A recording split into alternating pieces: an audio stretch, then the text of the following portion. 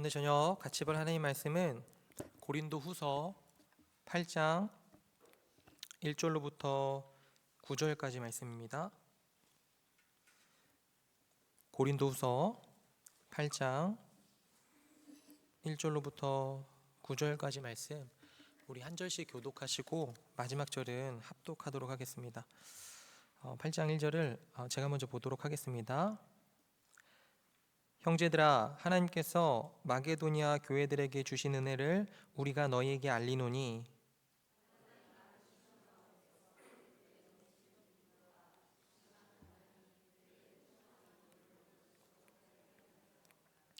내가 증언하노니 그들이 힘대로 할 뿐 아니라 힘에 지나도록 자원하여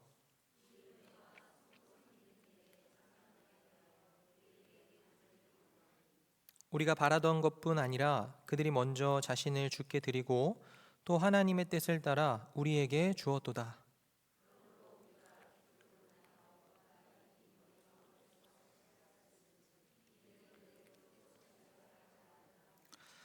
오직 너희는 믿음과 말과 지식과 모든 간절함과 우리를 사랑하는 이 모든 일에 풍성한 것 같이 이 은혜에도 풍성하게 할지니라.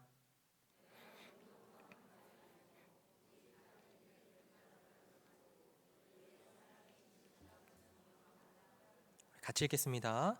우리 주 예수 그리스도의 은혜를 너희가 알거니와 부요하신 이로써 너희를 위하여 가난하게 되심은 그의 가난함으로 말미암아 너희를 부요하게 하려 하심이라. 아멘.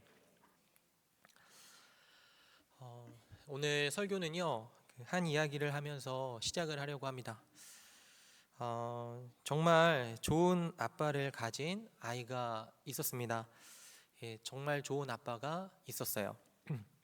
이 아이에게 아빠는요, 못하는 것이 없는 아주 멋있는 분이셨습니다. 모르는 것도 없는 굉장히 똑똑한 분이셨어요. 뭐든지 물어보면요, 그때마다 답을 해주셨죠.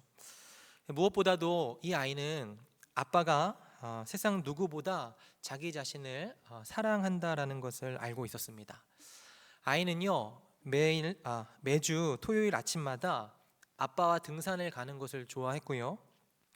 또 산을 올라가면서 아빠랑 이야기를 나누는 것과 또 때로 힘들면 아빠가 업어주는 것 역시 좋아했습니다. 그리고 등산을 마치고 내려오면서 먹는 음식들은요, 정말 맛있었어요. 아이에게는 이 외에도 수많은 추억들이 있었습니다. 아빠와 함께 야구장도 갔고요, 캠핑장도 갔고요, 그리고 아빠와 같이 반나절 동안 만든 레고, 이런 것들이 다 이 아이에게 추억이었습니다. 아이가 공부를 못하긴 했지만 아빠는 공부를 못한다고 혼내지는 않았어요.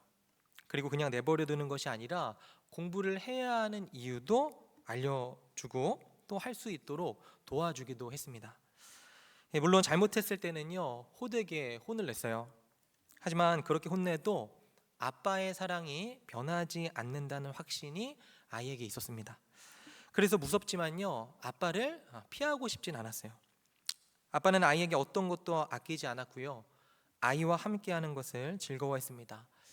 무엇보다도 이 아이에게 무엇보다도 이 아빠는 이 아이를 귀찮아하지 않았는데, 이런 아빠가 아이에게 준 가장 큰 선물은 내가 사랑받는 사람이라고 하는 확신이었습니다. 그리고 이 사랑이 정말로 바뀌지 않을 것 같았어요.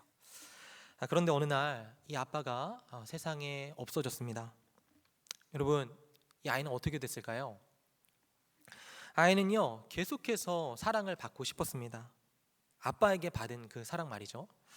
그래서 사람들을 만나봤습니다. 그런데 누구도요, 아빠와 같이 이 아이를 사랑해주는 사람은 없었어요. 아이는 문득 자신이 사랑을 하면 사랑을 받을 것이다, 이렇게 생각을 했습니다. 그래서 열심히 사랑을 해봤어요. 하지만 돌아오는 것은 사랑이 아니었습니다. 오히려 사랑에 대한 무시였죠. 아이는 계속 아빠에게 받던 사랑을 받고 싶었습니다. 그래서 사랑받을 만한 사람, 많은 사람들이 사랑할 만한 사람이 되고자 했어요. 멋진 사람 말이죠. 공부를 열심히 했습니다. 실제로 꽤 멋있는 사람이 되었어요. 사회적인 지위도 얻었습니다. 그러자 사람들은 이전보다 조금 더 이 아이를 사랑해 주었습니다. 하지만요, 잠시뿐이었어요. 지위를 잃어버리자 사랑도 잃었고요. 내가 변하는 만큼 사람들의 사랑도 금세 변했습니다. 아이는 아빠가 주던 그 사랑을 받고 싶었어요. 그것뿐입니다. 그런데 이제 아이에게는 아빠가 없어요.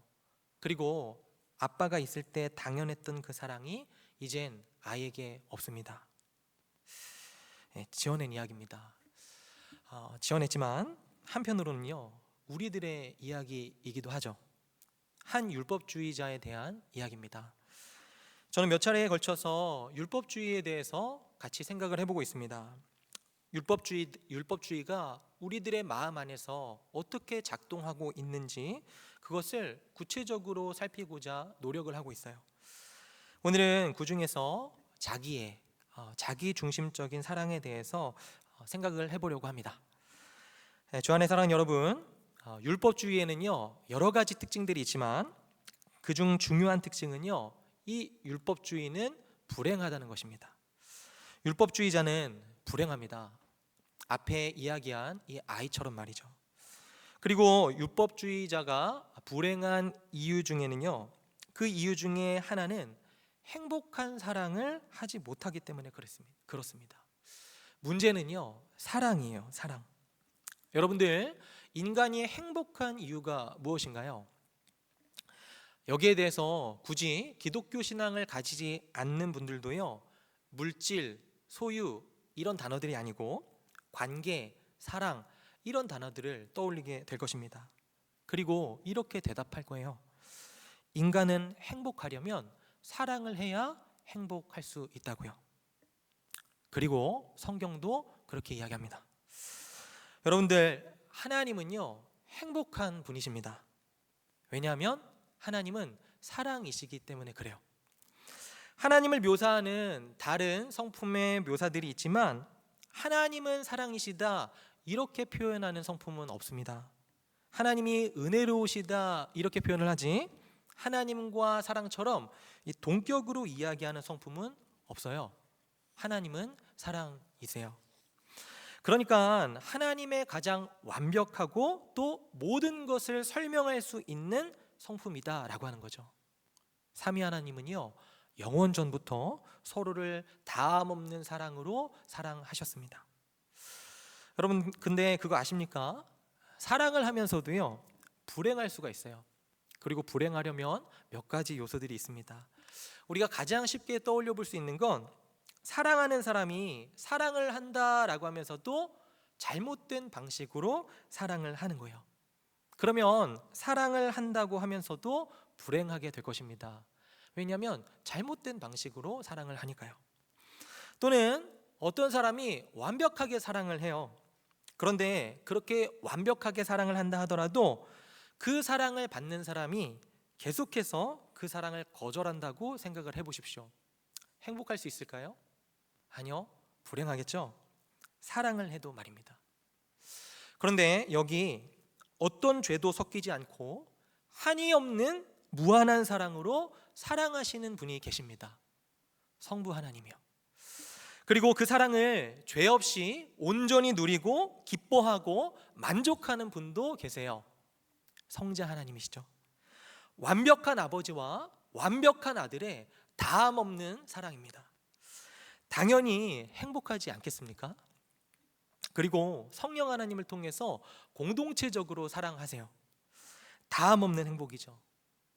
그런데요, 그 삼위 하나님이요 인간을 특별하게 만드셨습니다. 하나님의 형상으로 하나님을 닮도록 만드셨어요. 말하자면 삼위 하나님이 서로의 관계 안에서 행복하시듯이 인간은 하나님을 닮아서 서로를 사랑할 때 그때 행복할 수 있도록 만드셨다라고 하는 겁니다. 저와 여러분들을 말이죠. 하나님께서는 세상을 창조하셨습니다. 이 이야기는요 창세기 1장과 2장에 기록이 되어 있어요. 그런데 하나님이 세상을 창조하실 때 반복되는 어구가 있습니다. 여러분들 아시나요?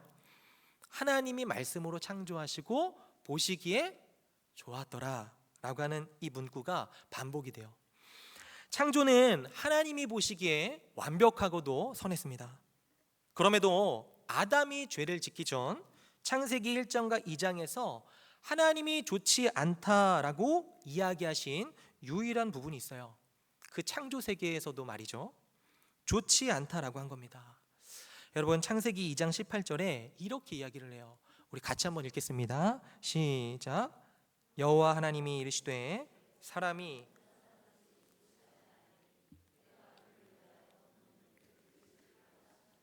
아멘. 하나님이요 보시기에 다 좋았습니다. 전부 다요.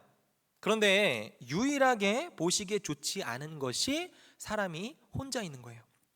사람이요 사랑을 하지 않는 겁니다. 사람이 외로운 거죠. 이게 완벽해 보이지가 않는 거예요. 아담이 사랑하는 사람이 없는 것이 보시기에 좋지 않았습니다. 그래서 사랑할 수 있는 일을 만드셨죠. 그게 누구죠? 하와죠. 하와입니다. 여러분, 한편으로요 사랑은 창조의 완성이었습니다. 하나님이 보시기에 완벽한 세상이에요. 그래서 하나님의 형상으로 만들어진 인간은요 사랑할 때 완전하고요 사랑할 때 행복합니다. 그러니까 여러분들이 사랑을 하려는 것과 또 사랑을 받으려는 것은요 인간의 본능이에요. 행복해지려는 본능입니다. 여러분들은 분명히요 이번 한 주도 이 본능을 작동시키시면서 사셨을 거예요. 물론 율법주의자들도 사랑을 합니다. 왜 사랑을 할까요? 행복하려고 하는 거죠. 행복하고 싶어서. 여러분, 율법주의는 자신의 선함을 이유로 하나님뿐만이 아니고 사람과 관계를 맺는 일종의 세계관이다 말씀을 드렸습니다. 자신의 선함을 매개로 하는 거예요. 선함이 먼저 있습니다. 그리고 그 선함을 매개로 하나님과 또 인간과 관계를 맺는 거예요. 자신의 선함이 먼저죠. 그리고 상대방에게 요구합니다. 사랑을 요구해요. 내가 원하는 만큼의 사랑을 요구합니다. 자신이 사랑하는 만큼 사랑해 주기를 바래요. 그런데 자신이 원하는 만큼 또 자신이 사랑하는 만큼 자신을 사랑해 주는 사람은요 세상에 없거든요. 마치 아빠를 잃은 아이가 사랑을 받으려고 사랑을 해도 아빠처럼 사랑을 해주는 사람이 없는 것 같지요. 그래서 불행합니다. 물론 율법주의자들도요 하나님에 관해서는 그럴 수 있다 생각합니다. 그래서 나는 하나님을 사랑한다 이렇게 말을 해요. 가장 대표적인 율법자들이었던 바리새인들, 이 바리새인들은요 정말로 스스로가 하나님을 사랑한다고 생각을 했습니다. 그리고 누구보다도 신앙에 열심히 있었어요. 그런데 이 율법주의자가 진짜 사랑하는 건 하나님이 아니었습니다. 그들이 진짜 사랑한 건요 하나님께 인정받는 나였죠. 여러분, 혹시 이런 생각 해보신 적 있으십니까? 경건 생활을 아주 잘하고 있습니다. 주일 예배도 잘 나오고 주일 예배뿐만이 아니고 주중 예배도 잘 참석해요. 교회 행사들도요 빠짐없이 참여합니다. 주일학교 교사, 주차봉사, 어디 무슨 부서 소속돼서 교회 봉사에도 최선을 다해요. 그런데요 인생이 계속해서 어려운 거예요. 돈 문제가 있고요, 건강 문제도 있고요, 가정의 자녀들은 말도 안 듣고요, 부부관계는 나아질 기미가 보이지 않는 겁니다. 직장 안에는 정말 날 너무나 힘들게 하는 사람이 있어서 굉장히 피로한 하루하루를 보내요. 그런데 경건 생활은 정말 열심히 하고 있단 말이에요. 그러면 그때 이런 생각들 들지 않나요? 도대체 하나님은 왜 나를 이렇게 대하실까? 나는 하나님을 사랑하는데, 그래서 주일 설교도 열심히 듣고 기도도 하고 새벽에도 나오고 수요일도 나오고 금요일도 이렇게 열심히 나와서 하나님을 예배하는데 왜 도대체 하나님은 날 이렇게 대하시는 거지? 날 사랑한다는 거 맞아? 이렇게 말이죠. 주안의 사랑하는 여러분, 사람들은 왜 이런 상황에서 화가 날까요? 왜 사람들은요 내 마음대로 되지 않는 인생이 하나님이 날 사랑하지 않는 것이라고 확신하는 걸까요? 그건요 아마도요 그가 입술로는 하나님을 사랑한다 말하나 실상은 하나님을 사랑하는 것이 아니라 나를 사랑하기 때문에 그런 것일 겁니다. 그러니까 이 모든 행동들을 통해서 그가 진짜로 얻고 싶은 건 하나님이 아니고요, 하나님이 사랑하는 나란 말이에요. 무슨 말인지 이해되시나요? 사랑하는 여러분, 인간은요 자기 자신을 향한 사랑에 진짜 지독합니다. 지독한 자기 연민이에요. 자신도 속여가며 자신을 사랑하는 것을 다른 이를 사랑한다고 하나님을 사랑한다라고 이야기합니다. 자신을 속여가면서도요. 하나님뿐만이 아니에요. 이웃을 사랑하는 동기도 마찬가지입니다. 사랑받기 위해서 사랑을 하는 거죠. 한 가지 성경 이야기를 하겠습니다. 여러분들 사도행전에 보면요, 초대교회에 아나니아와 삽비라라고 하는 부부가 등장을 합니다. 이 사람들은요 부유했던 사람이었던 것 같아요. 이 부부가 자신의 재산을 내놓았는데 사실 거짓말을 하고 전부를 내놓지 않고 얼마를 숨겼습니다. 그래서 성령을 속였다는 이유로 그 자리에서 죽었어요. 이야기 아시죠? 저는 이 내용을 처음 접했을 때 무서웠습니다. 하나님이 가혹해 보이잖아요. 왜냐하면 어찌되었든 간에 그들은 전부가 아니었지만 자신의 재산을 내놓았단 말이에요. 그런데 아무것도 안 낸 사람들 거기 수두룩하지 않았겠습니까? 그런데 그렇게 죽이기까지 해야 하는 건가? 라는 생각을 했던 거죠. 근데 여러분들 그 본문을 잘 살펴보면 그들이 심판받는 이유는 단순히 돈을 숨겼기 때문이 아닙니다. 그것을 넘어서서 그들이 구제를 하는 동기가 잘못되었다는 것을 알 수가 있어요. 여러분, 이 사건이 일어나기 전에 그 앞장을 보면요, 바나바라고 하는 인물이 등장을 합니다. 그런데 바나바도 엄청난 부를 소유하고 있었던 사람이었어요. 그는 복음을 듣고요, 그리스도를 자신의 구주로 영접한 이후에 자신의 소유를 팔아서 교회를 섬기는 일들을 합니다. 그래서 정말로요, 교회의 모든 사람들이 그를 존경해요. 모든 사람의 존경을 받는 인물이 되는 거죠. 그러자 그 다음에 곧바로 아나니아와 삽비라 이야기가 등장합니다. 그리고 그들도 바나바와 똑같이 하는 거예요. 마음의 동기가 뭘까요? 성경은 이 사람들의 마음의 동기가 뭐라고 이야기할까요? 교회와 하나님을 사랑하는 마음이었을까요? 오히려 바나바와 같은 그런 명성을 얻으려는 동기 아니었을까요? 존 스토트 목사님은요, 이 부분을 주석하면서 이렇게 이야기합니다. 들어보십시오. 베드로가 말하고 있는 것은 착복의 죄가 아니라 다른 것, 곧 위선의 죄다. 그들은 희생적인 관대함으로 인한 불편은 감수하지 않은 채 그것이 주는 명예와 명성만을 얻고자 했다. 이 부분 잘 들어보십시오. 그들이 돈을 바친 동기는 가난한 자들을 구제하기 위함이 아니라 그들의 자아를 살찌우기 위한 것이었다. 여러분들, 똑같이 행동했습니다. 바나바와 같이 자신의 소유를 하나님께 드린 거죠. 그리고 자신의 재산을 내어놓는 이 행동은요, 누가 보더라도 인정받을 만했고요, 사람들은 그들이 큰 돈을 교회에 헌금한 것을 보면서 우와, 정말 멋있다 라고 하는 생각들을 했을 겁니다. 굉장히 헌신적이고 인정받는 행동처럼 보였을 거예요. 그런데 아나니아와 삽비라의 그 행동의 동기는요, 구제를 하며 자신의 재산을 다 내어줄 정도로 신앙이 좋은 바나바와 같은 급인 나였습니다. 나요. 아나니아와 삽비라는 사랑으로 보이는 행동을 했지만 그들이 가장 사랑했던 건 자기 자신이었어요. 지독한 자기애입니다. 정확히는요, 자기 재산을 다 내어줄 정도로 좋은 신앙을 갖고 있는 나예요. 나. 사랑하는 여러분, 여러분들은요 누군가를 사랑하실 겁니다.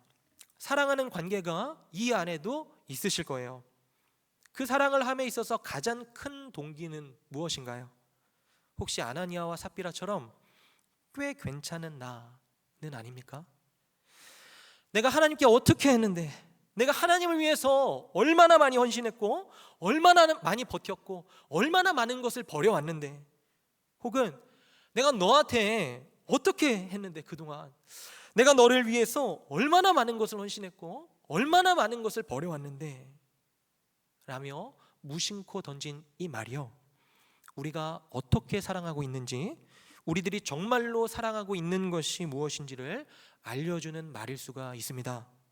하나님을 사랑한다 하면서, 이웃을 사랑한다 하면서 자기 자신을 사랑하고 있는 거죠. 지독한 자기애입니다. 그리고요, 이게 율법주의자가 불행한 이유예요. 율법주의자는요, 바르게 사랑할 줄 모릅니다. 율법주의자는 사랑을 한다 이야기하지만 그가 하는 사랑은요, 지독한 자기애의 사랑이에요. 심지어 그마저도 왜곡된 자기 사랑입니다. 여러분들, 교만한 사람들이요, 진짜로 사랑하는 건요, 그냥 나가 아니에요. 나 자체가 아닙니다. 이런 거죠. 이런 걸 사랑하는 거예요.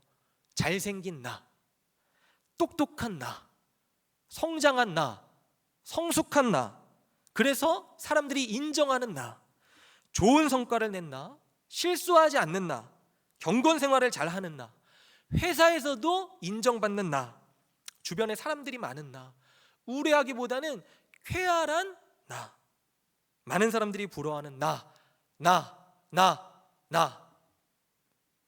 율법주의자는요, 자신을 사랑합니다. 아주 많이 사랑해요. 모든 것의 동기가 자기 사랑이에요.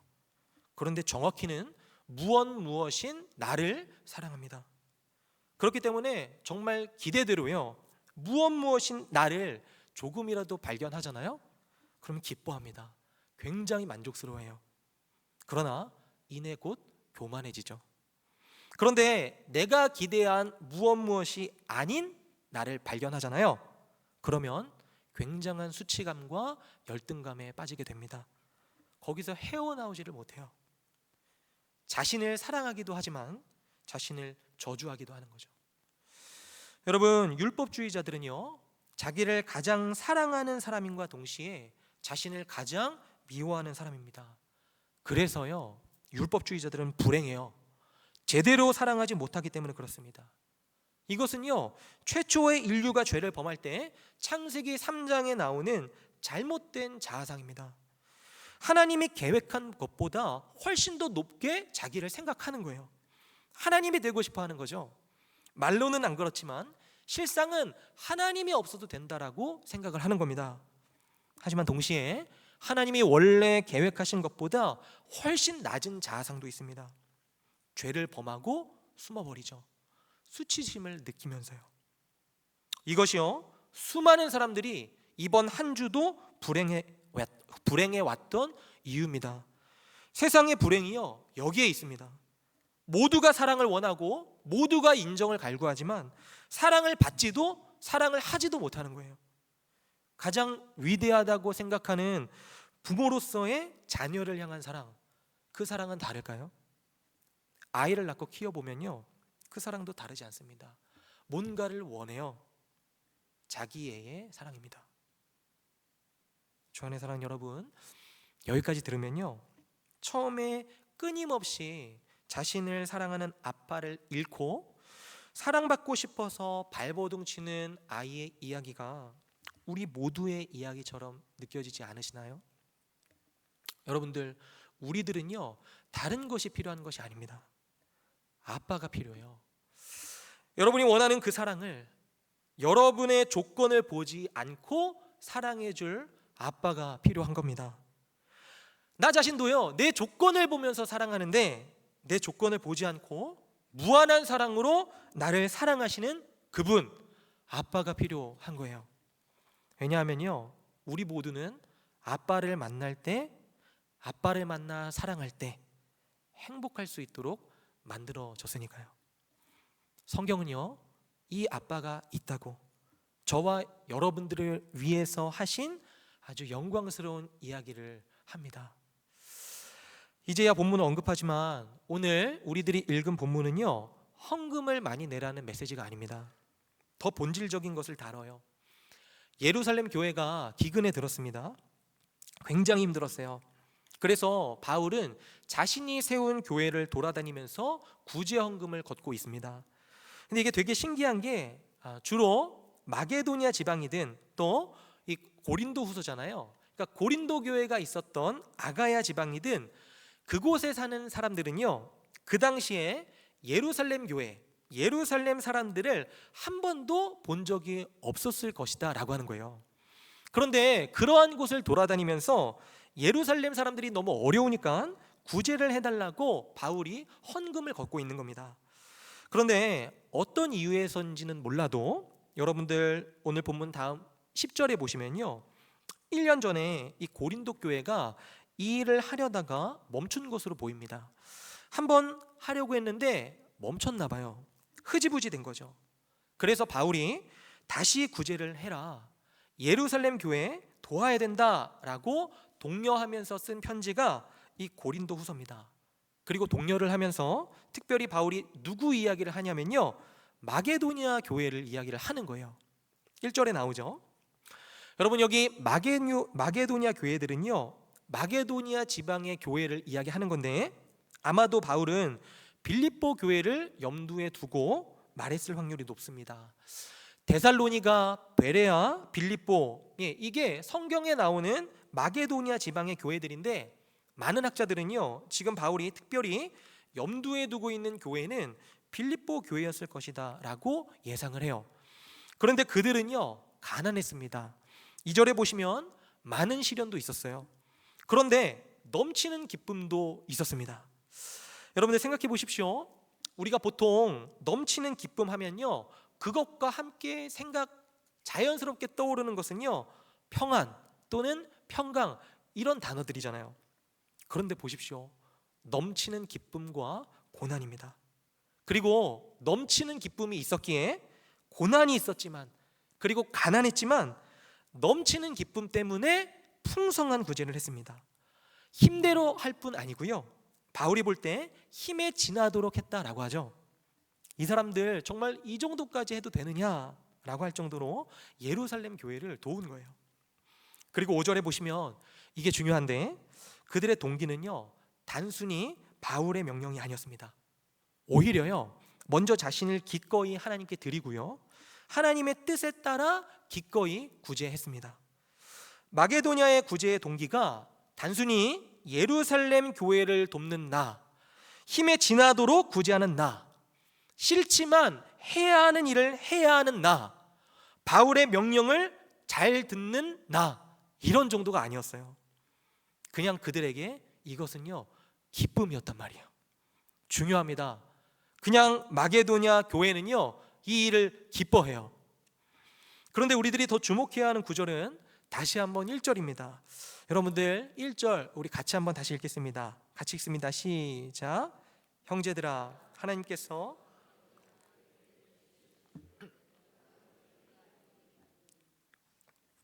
여기 보시면 이상한 단어가 있어요.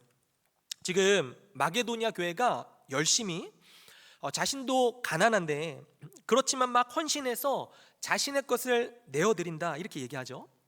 그런데 이 이야기를 하면서 우리들은 이 단어에 익숙해서 흘려듣지만 굉장히 어울리지 않는 단어가 등장합니다. 뭐냐면 마게도냐 교회에게 주신 은혜라고 하는 거예요. 마게도냐 교회가 베푼 은혜가 아니고요, 마게도냐 교회가 이렇게 하는 것을 보니까 은혜를 받았다라고 하는 거예요. 헌신적인 사랑이 그들이 받은 은혜다라고 하는 겁니다. 하나님께서 그리스도 안에서 마게도냐 교회에게 베푸신 은혜의 결과라는 거예요. 마게도냐 교회 멋있죠? 칭찬받을 만합니다. 그런데 바울은요, 이들을 칭찬하는 데 목적을 두기보다 이들에게 하나님께서 베푸신 은혜가 얼마나 큰지를 고린도 교회에게 알려주고 싶어 했습니다. 이들이 그 은혜에 어떻게 반응하며 살아가는지, 그래서 기꺼이 이웃을 사랑하는 행복한 기쁨의 삶을 살아가고 싶은지를 알려주고 싶어 한 거예요. 이들이 아나니아와 삽비라와는 다르다고 이야기해주고 싶은 겁니다. 고린도 교회 너희랑도 다르다고 알려주고 싶은 거예요. 우리랑도요. 핵심은 은혜입니다.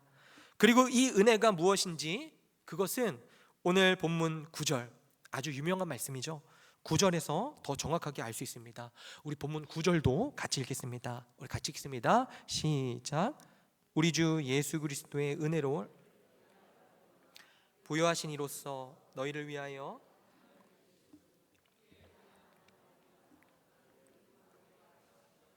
아멘. 하나님께서 마케도니아 교인들에게 은혜를 베푸셨습니다. 그런데 이 은혜는요, 주 예수 그리스도의 은혜입니다. 부요하신 이가 우리를 위하여, 마케도니아 교회를 위하여 가난하게 되셨다는 거예요. 그리스도께서는 정말로 가난하게 되셨습니다. 그분은 우리와 같은 인간이 되셨죠. 하나님이신데도 말입니다. 그런데 그분은 단순한 인간이 되셨을 뿐만이 아니고 세상의 눈높이에서도 존귀하지도 부유하지도 찬란하게 보이지도 않았습니다. 도리어 가난하고 초라하고 결국은 수치스러운 대우를 받으셨죠. 모든 존재를 심판해야 되는 분이시잖아요. 그러한 그분이 심판을 당해야 하는 처지가 되어버렸습니다. 그리스도는요, 정말로 자신의 부유함을 내어놓고 가난한 자가 되셨어요. 우리는 여러 가지로 우리의 처지가 가난하다고 생각하지만 그것이 경제적인 것이든지 재능이든 관계든 인정이든 우리들은 가난하죠. 내게 이것이 없다, 내게 이것이 없기 때문에 나는 괴롭다 라는 생각 이번 주에도 여러분들 많이 하셨을 겁니다.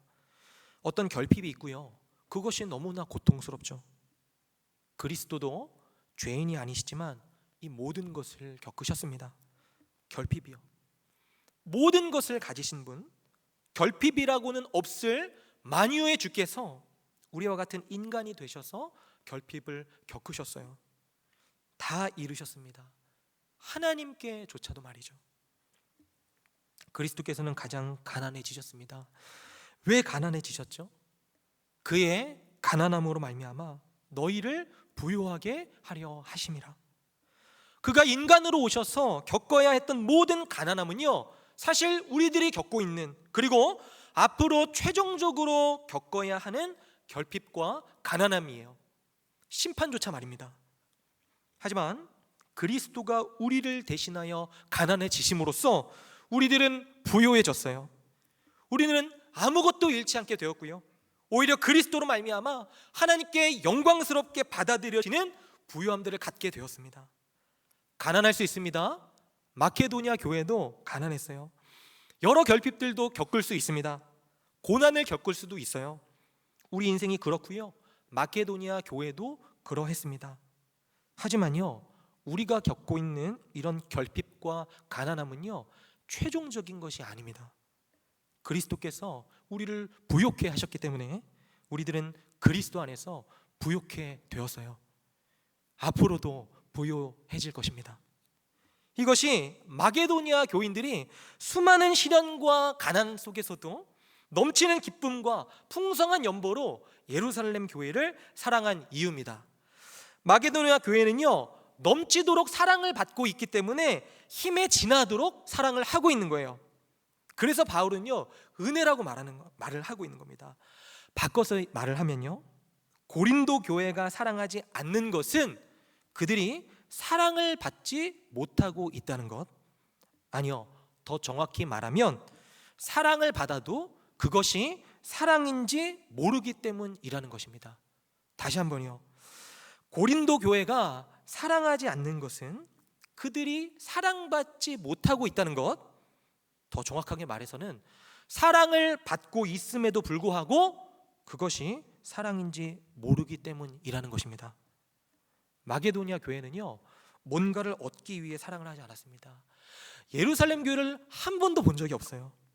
지금 그들이 자신의 재산을 떼어서 그들을 돕는다고 해서 도리어 그들에게 자신에게 뭔가를 해줄 것을 기대했겠습니까? 아니요, 아무것도 기대할 수 없었어요. 그런데 사랑했습니다. 왜요? 왜일까요? 이미 풍성한 만족과 부요함을 받았으니까요. 그리고 그 사랑을 나누고자 했죠. 가난한 재산을 떼어 놓으면서까지 말입니다.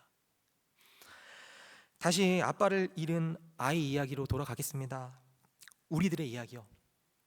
아빠를 잃고 이 아이는요, 사랑을 받고 싶어서 여러 시도를 했지만 결국 자신이 받고 싶은 그 사랑은 아빠만이 해줄 수 있다는 사실을 깨달았습니다. 조건을 보지 않고요, 다함 없이 주는 그 사랑은 세상은 해주지 않는 거예요. 오직 아빠만 해주는 겁니다. 물론 그렇다고 해서 이 아이에게 세상에서 없어진 아빠가 다시 돌아오진 않았습니다. 그냥 끝없는 그리움만 남겨져 있을 뿐이에요. 그러나 이 이야기 속의 아이와 우리가 다른 이유는요, 이 이야기 속의 아빠와 우리의 진정한 하늘 아버지가 다른 이유는요, 하늘 아버지는 없어지지 않는다는 거예요.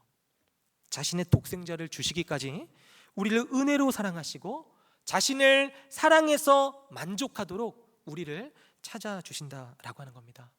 우리들이 그 사랑을 무시해도 말이죠. 이야기 속의 아이는 그리움만 남았지만요, 우리들은 사랑받기에 만족하고 사랑하는 삶을 살아갑니다.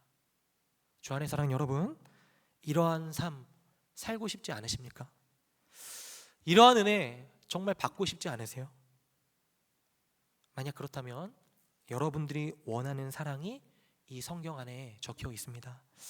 그리고 여러분들은요, 이 사랑을 받을 때야만 만족할 수 있고요, 그때야만 사랑을 받기 위한 사랑을 멈추고요, 마치 마르지 않는 샘물처럼 다 내어주고 사랑해주고 또 사랑해주고 또 사랑해주는 그러한 삶을 살아갈 수 있을 것입니다.